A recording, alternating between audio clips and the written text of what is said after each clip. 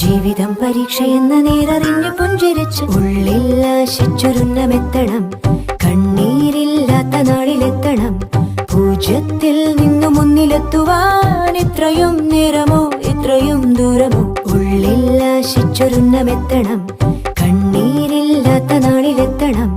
പൂജ്യത്തിൽ നിന്നു മുന്നിലെത്തുവാൻ ഇത്രയും നേരമോ ഇത്രയും ദൂരമോ?